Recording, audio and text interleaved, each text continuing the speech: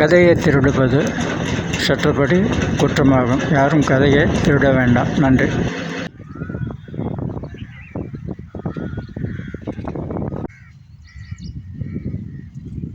வணக்கம் ரசிகர் மக்களே. இன்றைக்கி நம்ம பார்க்க போகிற நிகழ்ச்சி மரத்தை பற்றியும் மரத்தினுடைய தன்மை பற்றியும் மரம் நம்மளுக்கு எப்படி உதவியது, அது எந்தெந்த மாதிரி உதவியது அப்படிங்கிறத நம்ம இன்றைக்கி தெளிவாக பார்க்க போகிறோம். நம்ம இன்றைக்கி பார்க்க போகிற மரம் பனை மரம். இந்த பனை மரம் இப்போ கிராமத்தில் அங்கங்கே இருக்குது. சிட்டியில் இப்போ எங்கேயும் கிடையாது. எல்லாத்தையும் வெட்டி அழித்து வீடாக்கிட்டாங்க.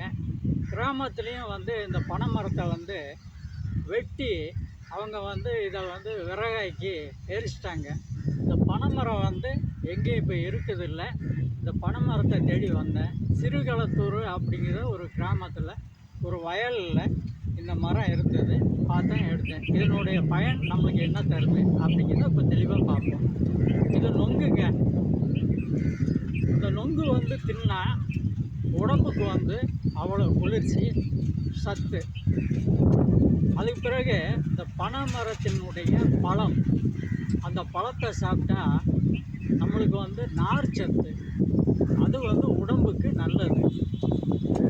உங்களுக்கு அதில் பல மருத்துவ குணம் இருக்குது. அதை சாப்பிடுங்க, நல்லாயிருக்கும். உடம்பு தைரியமாக இருக்கும். முன்னோர்கள்லாம் அந்த மாதிரி பழத்தை சாப்பிட்டு தான் அந்த காலத்தில் 100 வயசு 180 வயசு வரைக்கும் வாழ்ந்தாங்க. இப்போ யாரும் சாப்பிட்றதில்ல. இப்போ யாரும் அந்த பனைமரம் பழம் இதை மதிக்கிறதில்லை. அதனுடைய கிழங்கை மதிக்கிறதில்லை. பனங்கிழங்கு முந்தி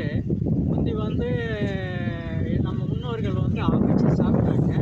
அதில் நார் சத்து இருந்தது, மாவு சத்து இருந்தது. உடம்புக்கு அவ்வளோ வலுவு ஏற்றும்.